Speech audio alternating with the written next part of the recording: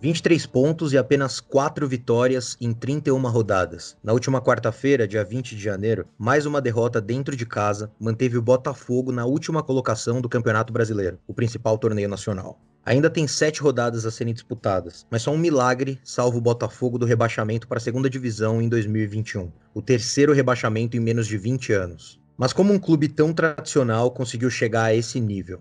O Bola na Agulha de hoje vai esmiuçar um pouco dessa história. A maior dívida do futebol brasileiro, promessas não cumpridas, contratações exorbitantes, brigas com a federação e um projeto de salvação financeira que tá parado. Tem de tudo nesse roteiro do clube alvinegro carioca que chega em 2021 em situação alarmante. Esse é o primeiro programa da terceira temporada do Bola na Agulha, que começa agora.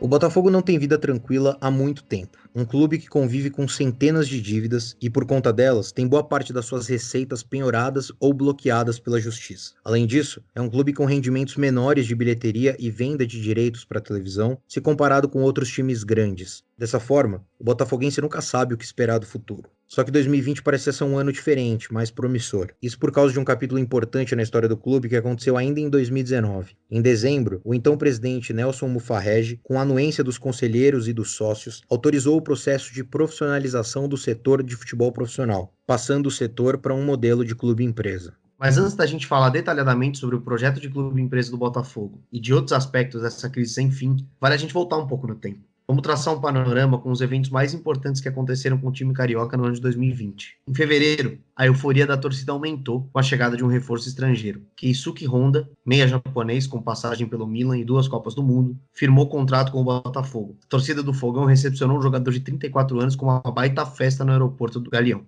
Isso ainda antes da pandemia, é claro. Mas a campanha no Campeonato Carioca era ruim e o time sequer se classificou para a fase final do primeiro turno. Veio então a pandemia da Covid-19, que interrompeu o futebol no Brasil em meados de março. O estadual do Rio de Janeiro foi o primeiro a retomar as atividades, pouco depois de 3 meses da interrupção, no momento em que a curva de contaminados e mortos por conta da doença estava em plena ascensão no Brasil. Nesse contexto, Fluminense e Botafogo somente foram contrários ao retorno do futebol no estado. O caso gerou discussão entre o clube e a Federação Carioca. Paulo Tuori, técnico da equipe na época, chegou a ser suspenso por 15 dias por conta de uma crítica à federação. A punição foi retirada posteriormente, mas mesmo assim, ele decidiu ficar de fora de um jogo como forma de protesto. Com a volta do futebol, o Botafogo conseguiu a classificação para a fase final do segundo turno do Carioca, mas acabou eliminado pelo Flamengo na semifinal. E o meio do ano foi agitado pelos lados do Newton Santos, que alguns conhecem como o Estádio Engenhão. Além de Honda, o presidente Mufarrege também se interessou por Yaya Touré, veterano jogador da Costa do Marfim com passagens por Barcelona e Manchester City. Chegou a afirmar que havia, abre aspas, 80% de chance do marfinense assinar com o Botafogo. Depois de uma longa novela, o negócio não saiu, mas um outro jogador nativo da Costa do Marfim acabou aterrissando no Rio de Janeiro, Salomão Kalou, de 35 anos. Já em setembro, a situação em campo continuou crítica. Resultados ruins e os bastidores dando o que falar. Isso também por conta de um áudio vazado de Carlos Augusto Montenegro, um ex-presidente do Botafogo e homem influente no clube até hoje. Em sua fala, ele tecia críticas duras a jogadores do elenco e ainda debochava da freguesia, entre aspas, do próprio Botafogo para o rival Vasco da Gama. E não foi a primeira vez que os áudios do Montenegro vieram a público com um tom mais crítico ao próprio clube, né, do qual ele já foi presidente. Obviamente que a repercussão desse caso foi gigantesca e também contribuiu para piorar a fase do time alvinegro, que já era ruim. O Botafogo ele figura na parte de baixo da tabela do Campeonato Brasileiro desde o início da competição, lá em 9 de agosto. Vale lembrar também que o Botafogo recebeu verba adiantada de televisão no ano de 2020. A Rede Globo antecipou 20 milhões do contrato do brasileiro para o clube em valores que só serão descontados em 2022. Esse valor equivale a metade do que a equipe carioca arrecadou com transmissões de TV em 2019. De acordo com o jornalista Rodrigo Capello, foram pouco mais de 40 milhões recebidos, somando as cotas de TV aberta e de TV fechada. Os números de arrecadação relativos a 2020 ainda não foram divulgados, por isso que a gente traz aqui os números de 2019. Além disso, além desse valor antecipado pelo Brasileirão, o Botafogo recebeu mais 15 milhões extras da Rede Globo por conta do imbróglio envolvendo o Campeonato Carioca de 2020. Resumindo, a equipe alvinegra teria direito a 80 milhões até 2024. Como a Globo rescindiu o contrato com o Campeonato Estadual por toda aquela questão do Flamengo, da MP 984, toda aquela confusão que rolou durante a pandemia, por conta dessa rescisão de contrato, a Globo fez um acordo com o Botafogo, pagou uma parcela de 15 milhões agora em dezembro e deu por encerrado esse assunto, digamos assim. A dívida do Botafogo já supera os 800 milhões de reais e é a maior de todos os clubes do Brasil. Por isso a necessidade de receber esse dinheiro rápido, né? E por isso que o Botafogo aceitou esse acordo com a Globo e também tá aí a importância de se manter na Série A do Brasileirão nesse ano. O valor adiantado pela Globo referente ao Campeonato Nacional é baseado na disputa da elite do futebol brasileiro, da Série A. Se cair para a Série B, o Botafogo será fortemente impactado na questão financeira, que já não é fácil, como vocês podem perceber por tudo que a gente está falando. Isso vai acontecer porque as cotas de televisão sofreram mudanças para a edição do Brasileirão de 2020. Hoje, há um peso maior para o desempenho esportivo. Se o Botafogo cair, ele não vai receber dinheiro ficando nas últimas posições do campeonato. Estando na segunda divisão, ele também vai arrecadar bem menos do que arrecadaria antes dessa mudança. No meio disso tudo, 2020 também foi ano de eleição no Botafogo. Pois é, momento de saber quem seria o responsável por herdar todos esses problemas e ter que lidar com eles a partir de agora. No dia 24 de novembro, Durcésio Melo, da chapa Botafogo de Todos, foi eleito mandatário do clube pelos próximos 4 anos, com 477 votos, no pleito que ocorreu na sede do clube em General Severiano. O principal desafio do Durcésio agora certamente vai ser o de tentar colocar em prática o projeto de transformação do departamento de futebol do clube em sociedade anônima, a conhecida SA. E é aí que vem, talvez, a principal notícia da temporada para o Botafogo. No meio de todas essas polêmicas, ainda no final de outubro, antes da eleição, surge a informação da saída de Laércio Paiva, líder do plano de negócios da Botafogo SA. O empresário era o grande responsável pela ideia, que não foi para frente por conta da falta de recursos. Isso fez com que a diretoria cogitasse outras possibilidades diferentes do plano inicial de Laércio, o que provavelmente motivou sua saída do projeto. É a hipótese mais provável. A gente vai falar com muito mais detalhes dessa questão, especificamente daqui a pouco. Mas é importante citá-la agora, porque a partir dessa notícia, é perceptível como a situação que já era delicada se tornou ainda pior no Botafogo. As esperanças da torcida em uma reorganização estrutural do clube foram frustradas e as atuações do campo continuaram péssimas. Na zona de rebaixamento do Campeonato Brasileiro, o Botafogo foi para o seu 5º treinador no ano no começo de novembro. O argentino Ramon Dias foi apresentado no dia 5 de novembro, depois viajou para o Paraguai para ser submetido a uma cirurgia. No dia 27 de novembro, ou seja, 22 dias depois, ele foi demitido do comando técnico da equipe sem ter ficado à beira do gramado nenhuma vez. Ainda se recuperando do processo cirúrgico pelo qual passou, teve de ficar mais tempo em repouso do que era esperado. O Botafogo não quis esperar e anunciou a troca. Talvez esse seja o caso mais bizarro e que resume bem o que foi o 2020 do clube carioca. Nesse meio tempo, o filho do técnico argentino, o Emiliano Dias, ficou como interino no banco da equipe carioca. Ele também deixou o clube para a chegada de Eduardo Barroca, que se tornou o 6º treinador a ir a campo com o Botafogo num período de 12 meses. Como se não bastasse, o japonês Honda, que a gente citou como a grande contratação para o ano botafoguense e que inúmeras vezes se mostrou insatisfeito com a gestão dentro e fora do campo do Botafogo, anunciou que rescindiria seu contrato mais cedo, como era possível através de uma cláusula específica no contrato dele. Muito xingado pela torcida por abandonar o barco, ele, que chegou literalmente nos braços do povo em fevereiro, foi embora pelas portas do fundo da equipe com apenas 3 gols em 27 jogos. Atualmente, a situação é mais que dramática. 12 derrotas e apenas uma vitória nos últimos 13 jogos. Os 23 pontos do Botafogo, depois do término da 30ª rodada, significavam a 8ª pior campanha da história do Campeonato Brasileiro, desde que ele passou a ser disputado em pontos corridos por 20 equipes em 2006. As chances de rebaixamento beiram os 99% e não parece haver outro destino para o Botafogo que não a Série B daqui a poucos meses.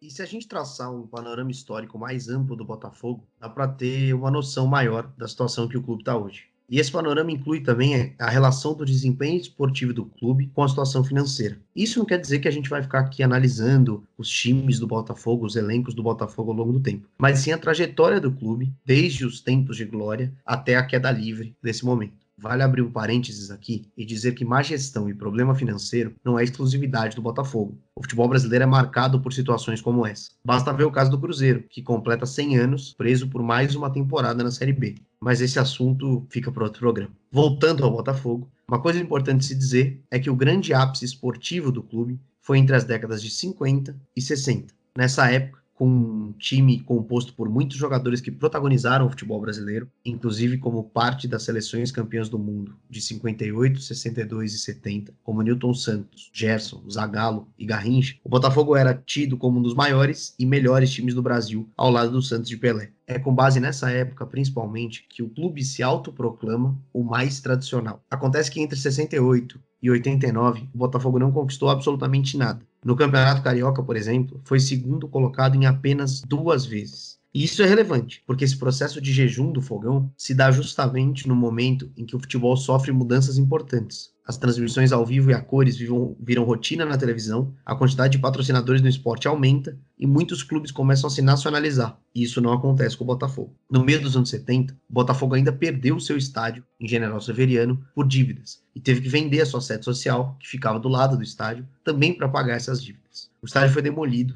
mas o chamado Palacete, que é a sede do clube, se manteve sob o controle da Vale do Rio Doce. E o terreno só foi recuperado nos anos 90, após a permuta envolvendo uma outra sede do clube. E aí vem os anos 90 e a situação esportiva do Botafogo melhora com a conquista de títulos, como o da Copa Comembol em 93 e o Brasileirão de 95, além do Carioca em 97. E aí começa um novo jejum, que inclui o primeiro rebaixamento para a segunda divisão do Botafogo em 2002 e termina em 2006 com o título carioca. Desde então, foram mais 3 conquistas estaduais, em 2010, 2013 e 2018, além da Série B de 2015. O fato é que o Botafogo não vence algo maior que o Campeonato Carioca desde 1995, quando conquistou o Brasileirão. E o desempenho esportivo ruim é fator importante para o crescimento das dívidas, porque gera uma bola de neve de situações adversas ao clube. A primeira e direta é a pouca arrecadação de receita com os campeonatos em si. Se o clube não consegue avançar na Copa do Brasil, não faz boas campanhas no Brasileiro, a receita por desempenho não vem. Para você ter uma ideia, o Botafogo disputou a Copa Libertadores 4 vezes nos últimos 50 anos. Isso é muito pouco. A falta de arrecadação, portanto, não cobre os investimentos na montagem dos times. Entre 2003 e 2013, por exemplo, o Botafogo ficou no vermelho em todos os anos. O saldo final de 2011 foi um déficit de 167 milhões, segundo o levantamento publicado pela Camila Matoso no site da ESPN em 2014. E a ausência de fundos vem também de outros fatores, como a baixa adesão de torcedores. Em 1998, de acordo com o levantamento do Datafolha, o Botafogo tinha a 10ª maior torcida do país, com 2%. Em 2020, o número já caiu para 1,3%.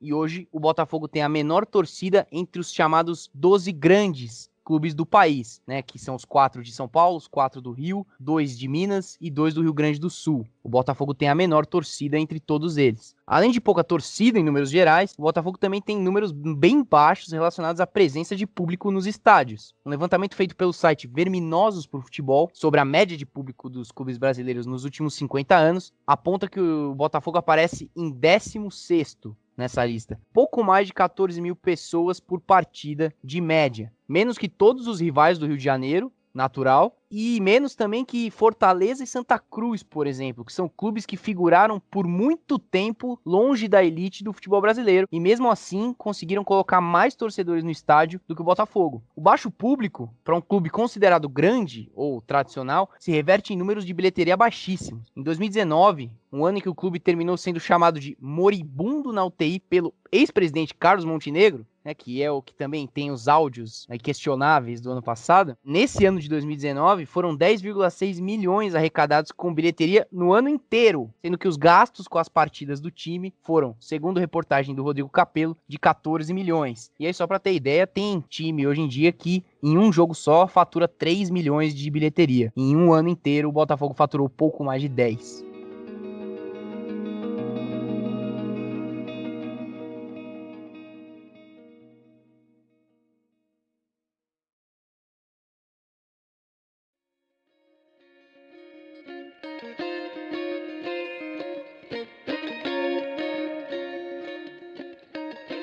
Bom, depois de todo esse panorama em que a gente percebeu o caos financeiro em que está o Botafogo, a gente volta para a questão da Botafogo SA. Em julho de 2019, foi levado ao clube o plano detalhado do que ficaria conhecido como Botafogo SA. A Botafogo SA seria uma nova empresa, decorrente de uma sociedade de propósito específico, SPE, com prazo de 30 anos. que cuidaria exclusivamente do futebol profissional do Botafogo. A Botafogo S.A. e o Botafogo de Futebol e Regatas, o clube, seriam instituições diferentes, com naturezas jurídicas diferentes e diretorias próprias. A Botafogo S.A. ficaria responsável pela gerência do elenco e da comissão técnica, inclusive pela contratação e venda desses profissionais. Também ficaria sob sua responsabilidade gerir as receitas de televisão, patrocínio, bilheteria e sócio-torcedor. Ao Botafogo de Futebol e Regatas, sobraria a responsabilidade pela parte social do clube e pelos esportes olímpicos. Mas para ser viabilizada, a Botafogo S.A. teria de arcar com as dívidas do clube. O plano então era, em 3 etapas. O Botafogo decidiria pela aprovação do projeto ou não entre os seus sócios e seus conselheiros, arrumaria investidores interessados no negócio e negociaria com credores para quitar apenas uma parte do valor, à vista, para que fosse perdoado o restante das dívidas. A projeção inicial era de arrecadar, junto aos investidores, 320 milhões de reais. Segundo a Botafogo S.A., esse era o valor necessário para que o clube conseguisse renegociar suas dívidas e já começar a investir no futebol. Assim que chegasse a esse número, o Botafogo iria a cada um dos credores oferecer um pagamento à vista de aproximadamente 20% do valor de cada pendência, para que fosse perdoado dos 80% restantes. Vale lembrar que o Botafogo deve para vários credores, então o Botafogo teria que renegociar com todos eles. Para os investidores, a contrapartida é que eles se tornariam sócios da Botafogo S.A. e receberiam de volta todo o valor investido com um acréscimo de juros. Para os credores, talvez fosse interessante. É melhor receber à vista 20% do valor do que continuar esperando a adimplência do Botafogo. Liderado pelo empresário botafoguense Laércio Paiva, o plano de negócios começava ali a sua empreitada. Pela articulação junto ao clube e a investidores, Laércio adquiriu o grande respeito da torcida botafoguense, que o considera até hoje peça-chave de todo esse processo. Para muitos, o sucesso da Botafogo S.A. dependia da presença e da atuação do empresário nas negociações. Pois bem, depois de apresentado o projeto, começou a corrida atrás de potenciais investidores. Em poucos meses, alguns acordos já estavam apalavrados. Nesse meio tempo, o clube precisaria internamente aprovar a mudança em 2 votações, primeiro a dos conselheiros, depois a dos sócios. Mas quanto a esse ponto, não havia muita dúvida de que o resultado seria favorável. E em dezembro de 2019, como a gente já disse lá no começo do programa, essa expectativa foi confirmada. Com esmagadora maioria, a Botafogo S.A. foi aprovada no clube. Os membros do clube e a torcida entraram em 2020 empolgados com a possibilidade real de finalmente tirar o Botafogo do atoleiro. Mas tão logo virou o ano, os problemas começaram. O primeiro deles foi o prazo. A meta inicial era implementar a SA ainda em 2020, mas como a deliberação do clube foi em dezembro, não tinha tempo hábil para registrar a alteração de CNPJ na CBF. Para disputar qualquer torneio organizado pela confederação, os clubes precisam estar inscritos 60 dias antes da publicação do regulamento do torneio. Em 2020, a Copa do Brasil começou dia 5 de fevereiro, então o Botafogo já não conseguiria se inscrever como clube empresa. E o Campeonato Brasileiro começaria em maio, um prazo curtíssimo para que o clube pudesse resolver todas as questões ainda pendentes. Para esse entrave, a única solução seria a aprovação do projeto de lei do deputado Pedro Paulo, voltado à regulamentação do clube empresa no Brasil. O projeto prevê, entre outras coisas, que essa mudança de registro seja automática, eliminando a necessidade de ser feita com 60 dias de antecedência. Acontece que o PL está travado até hoje, com pouca expectativa de votação no Congresso. Depois, outro problema apareceu. Em fevereiro, a Justiça Trabalhista do Rio de Janeiro determinou suspensão das votações de conselheiros e sócios por entender que o projeto era uma fraude com os credores. Isso porque a exploração do estádio Newton Santos estava entre as garantias do projeto. Mas a empresa que atualmente gere o estádio, a Companhia Botafogo, tem dívidas trabalhistas para quitar e essas pendências não foram contabilizadas. O clube contestou a decisão. Ainda assim, o comitê responsável pelo projeto continuou sua busca por investidores. Mas, em março, estoura a pandemia no Brasil, o que muda a história da Botafogo S.A. A euforia da pré-temporada já havia baixado quando o clube percebeu que não aplicaria o projeto em 2020. No meio do ano, a empolgação acabou de vez, dando lugar a mais uma incerteza. A pandemia deixou os investidores mais reticentes e o valor pretendido pelo projeto corria risco de não ser alcançado. Laércio Paiva e os outros articuladores da Botafogo S.A. até tentaram abaixar o valor previsto, de mais de 300 milhões para 250 milhões. Seria uma meta mais plausível do que a anterior, ainda que dificultasse na negociação com os credores, que teriam que perdoar uma parcela da dívida ainda maior do que antes. E aí começou o segundo semestre e o Botafogo ainda precisava de mais investidores. O clube disse ter chegado a 200 milhões, ou seja, ainda restavam 50 a serem colhidos. Até haveria a possibilidade da SA se valer de entradas inesperadas de 2020. Esses valores extras são referentes ao dinheiro antecipado da Globo e ao valor que a emissora pagou ao clube pela rescisão do contrato do Carioca, como a gente já falou anteriormente. Além disso, ainda teve a venda do Luiz Henrique, né, do jogador Luiz Henrique, para o futebol francês, mas isso não aconteceu. E o que se viu foram as eleições do clube chegando, o rendimento esportivo piorando e a possibilidade da Botafogo SA vingar cada vez menor. Até que no final de outubro, a um mês das eleições mais ou menos, o empresário Laércio Paiva anunciou sua saída do comando do projeto. Uma vez que não se conseguiu alcançar o valor estipulado pela segunda vez, os 250 milhões, membros da diretoria do Botafogo começaram a especular novas possibilidades, quase que dando a Botafogo SA como um assunto encerrado. A saída do empresário foi muito lamentada por torcedores que consideravam o movimento como definitivo para o fracasso do projeto. Uma vez que o Laércio saiu, era muito difícil que o projeto daquela forma fosse continuado. E para quem lembra, a saída do Laércio lá no final de outubro rendeu até uma repercussão bem grande, muito por causa de um tweet do Felipe Neto, que é um youtuber empresário, torcedor do Botafogo. Ele fez uma thread de mais de 20 tweets em que ele fazia um desabafo sobre as coisas que ele sabia a respeito do projeto, da importância do Laércio para esse projeto, e que sem o Laércio ele entendia que tinha acabado totalmente as esperanças. Ele que inclusive tinha até cogitado em ser um desses investidores, já tinha retirado seu dinheiro, lamentava demais a saída do Laércio, assim como a maioria da torcida do Botafogo. Sem o empresário, a Botafogo SA no momento está parada. Ela pode até voltar com a diretoria nova que foi eleita em novembro, e até o próprio Laércio poderia sim retornar, mas o clube abertamente considera outras saídas. Uma delas, que desagrada bastante a torcida, é a da recuperação judicial, que em muitos casos não é tão eficiente, no caso do futebol, né, pelo grande prejuízo esportivo. Caso o Botafogo tenha que apelar para uma recuperação judicial, ele sofreria sanções esportivas, até caindo divisões, ter que jogar divisões bem inferiores do futebol brasileiro. A temporada de 2020 ainda não acabou, como todo mundo sabe, a pandemia atrasou o início do campeonato e ele ainda acontece. Isso quer dizer que logo que ela acabar, já vai começar de 2021, muito mais rapidamente do que em outros anos. No meio do caos interno, o clube ainda precisa se planejar para a iminente queda à segunda divisão. Nessa situação, a fórmula do clube empresa era a última esperança da torcida, mas nem ela é uma garantia de sucesso. Há clubes empresas em exemplos até fora do Brasil em que a gestão continuou ruim e o novo formato não foi suficiente para mudar a trajetória do clube. Assim como existem outros times que não são empresas, mas são muito bem geridos. Até clubes de uma expressão menor, de uma tradição menor que o Botafogo. É o caso do Ceará, do Bahia, do Atlético Paranaense. E esse é um tema sobre o qual a gente já conversou um pouco em um outro episódio aqui do Bola na Agulha. Foi o episódio 10 sobre os magnatas da bola. Esse foi um programa que a gente fez em 2 partes.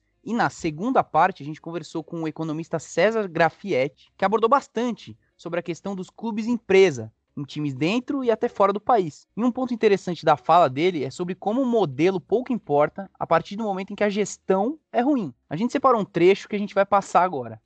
Vai demorar para aparecer gente aqui disposta a colocar dinheiro em clube de futebol. Primeiro porque não vai aparecer nenhum bilionário russo ou árabe e tudo mais para colocar R$1 bilhão e sair pagando dívida de todo mundo. Não dá retorno. Na Europa, por que você compra um clube? Não é para ganhar dinheiro com lucro e com distribuição de resultado, com dividendo. Você compra um clube porque você pega ele com uma condição X, né, de receitas, de posição na tabela, faz alguns investimentos, muda a estrutura, melhora a gestão e leva esse clube para um outro patamar de receitas, enfim, de valor. E aí vai vir algum outro interessado, né, numa marca forte e tudo mais, compra, e neste negócio de compra e venda que você ganha dinheiro, né? Só que na Europa, você pega um clube que fica na parte de baixo da tabela de um campeonato nacional, lá em 14º, 13º, normalmente. Se você fizer um bom investimento, você vai levar ele ali para uma Europa League, o que já te coloca numa condição de receita um pouquinho melhor. Se você fizer um pouco mais de sucesso e chegar numa Champions League, você passa a ter um acréscimo de receita, normalmente da ordem de 30, 40, 50 milhões de euros, que é bastante dinheiro. Você imagina um clube que fatura 100, 150, passar a faturar 200, né? Então, quando você faz essas movimentações, você tem esses upsides, né, que é uma chance de você aumentar as suas receitas dentro da operação do clube, com melhores contratos de publicidade, com melhor gestão da bilheteria e tudo mais. No Brasil, você não tem esses upsides todos. A Libertadores dá um pouco mais de dinheiro, mas não é a mesma dimensão e a diferença entre um clube que joga a Champions League e outro que não joga. Então você não tem grandes upsides, a gestão dos campeonatos, o dinheiro de TV está mais ou menos dado, as bilheterias são difíceis de crescer, você tem que fazer um trabalho imenso de publicidade para mudar o perfil de receitas do clube. Quem chegar, vai chegar depois de um clube saneado. Dívida não é causa, ela é efeito da má gestão. Então, os clubes não estão ruins por causa das dívidas. Eles têm muitas dívidas porque estavam mal geridos. E essa má gestão acabou levando ao incremento das dívidas. O investidor ele pode chegar no Brasil porque ele olha o mercado de formação de atletas e fala, eu vou ganhar dinheiro vendendo atleta. Então, é isso. Ele não vai formar um time campeão. Ele quer formar um time para revelar atleta e vender. Segundo, ele chega aqui e fala, cadê a liga? Não tem liga. Cadê a associação de clubes? É meio assim, meio assado. Com quem eu falo para entender a dinâmica do campeonato, os contratos e tudo mais? Você não tem nenhuma estrutura de indústria com quem um investidor que está acostumado a fazer isso na Inglaterra, na Alemanha, na Itália, na Espanha, vai conseguir fazer. Então, assim, falta uma organização também de indústria para atrair investimentos. Bom, esse foi o César Grafietti lá no episódio 10. De toda forma, fica a expectativa agora do que a nova diretoria do Clube Carioca vai fazer a respeito das finanças do clube, o que vai fazer a respeito do time que tem em mãos e do projeto da Botafogo SA, propriamente dito. Nessa última semana agora, foi decretada matematicamente a permanência do Cruzeiro na Série B. E muito provavelmente o time mineiro vai ganhar a companhia do Botafogo na próxima edição do torneio. Até esse ano, não havia um time dito como grande que tivesse sofrido tanto com a queda para a segunda divisão, financeiramente falando também. Tanto que o Cruzeiro é o primeiro desses times grandes a não conseguir subir imediatamente após a queda. Só que a situação do Botafogo é tão crítica, como a gente falou, por todos os motivos que a gente abordou aqui, dentro e fora de campo, é tão catastrófica, que tudo indica que a queda do Botafogo esse ano, que é praticamente certa, vai representar a passagem mais desafiadora de um time tradicional do Brasil pela segunda divisão.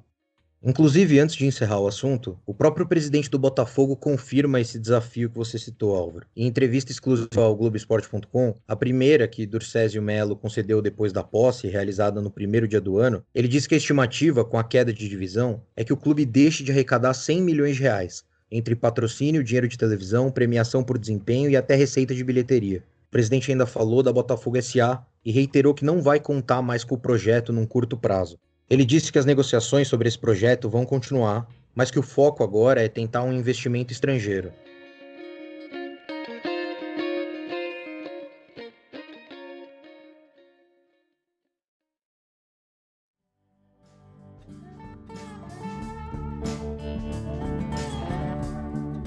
Bom, e é isso. O primeiro episódio da terceira temporada, quem diria, do Bola na Agulha vai chegando ao fim. Meu nome é Gabriel de Campos e como vocês puderam ver, o programa vai ter mudanças para 2021, para essa nova temporada. Não vai mudar totalmente, mas algumas mudanças vão aparecer para trazer um conteúdo de mais qualidade ainda para você ouvinte que fielmente nos acompanha para 2021. É com muita alegria, é com uma saudade imensa que invadiu o meu peito durante todos esses dias, que eu passo a palavra para Guilherme Vefor, que ainda está presente no programa, ainda é um membro do Bola na Agulha, depois de agradecer imensamente ao Álvaro pela presença e pelo brilho que ele trouxe ao programa. Depois de todo o carinho, toda a troca e todas as emoções que o ano de 2020 e a segunda temporada do Bola na Agulha nos proporcionaram, eu não podia tomar nenhuma atitude diferente, senão continuar aqui, ao lado de vocês ouvintes, ao lado do Gabriel e ao lado, é claro, do meu amigo e nosso rei da voz, Álvaro Logulo Neto. Foi um prazer. Foi um prazer, de fato. Contratos todos renovados, né? Aqui dos nossos membros, de toda a equipe técnica. Fica aquele abraço para todo mundo que faz o Bola na Agulha acontecer. Estamos aqui novamente começando mais uma temporada. Fica os meus agradecimentos aos meus colegas, muito humildes, inclusive, com essa nova configuração do programa, em que a gente preza pela informação e não pelos nossos nomes, né? Mas a gente continua aqui. Quem já acompanha o Bola na Agulha sabe quem nós somos. Quem tá chegando agora vai começando a lembrar quem é quem aqui nessa bagunça gostosa. E para terminar, como não, vou fazer aqui o que eu fiquei famoso por fazer, talvez a única coisa que eu faça direito nesse podcast, que é chamar as redes sociais do Bola na Agulha. Sim, estamos nas redes sociais também, tirando o TikTok. Nas outras a gente tá por lá, Facebook, Twitter, Instagram, todas com a mesma arroba, graças a Deus, a mesma arroba Bola na Agulha, uma só entre o N e o G. Você vai achar a gente com esse mesmo nome. No YouTube também, com o nosso canal, onde a gente coloca os programas. Esse episódio estará lá também. E nos principais tocadores de podcast para você poder curtir agora a nossa terceira temporada. Espalha pros amigos, vai lá, curte os nossos posts que a gente solta durante a semana para esquentar pros programas. E para quem estiver chegando agora, a gente promete que você não vai se arrepender não, né, Gabriel? É isso. E se você quiser espalhar pros seus amigos e falar, porra, olha que conteúdo merda que esses caras estão fazendo, vamos Demorou. criticar, também é válido, a gente aceita, apesar da gente nunca ter lidado com essa situação antes. De toda forma, se você quiser ser mais participativo com a gente do que só atuar nas redes sociais e curtir as coisas que a gente posta e tudo mais, você pode também participar da nossa campanha de financiamento coletivo pelo PicPay. A gente abriu no PicPay no ano passado, você vai lembrar, uma campanha de financiamento coletivo para quem puder, para quem quiser contribuir com o Bola na Agulha. Tudo que a gente arrecada através dessa campanha é revertido para o podcast, a gente não tem intuito nenhum de enriquecer com esse podcast. Para participar, basta baixar o aplicativo do PicPay, procurar lá Bola na Agulha e você vai achar os nossos planos. A partir desses planos, você pode contribuir mensalmente para o podcast, num valor debitado a partir do PicPay. É isso, se você quiser participar dessa grande festa que é o Bola na Agulha, que está chegando ao seu 3º ano de vida, fique à vontade pelo PicPay, pelas redes sociais, ouvindo o programa, gostando, xingando, mas participando, que é o que importa. A sua participação é fundamental para o Bola na Agulha e é o que nos move. O primeiro episódio da 3ª temporada do Bola na Agulha vai ficando por aqui. A gente volta semana que vem. Um forte abraço.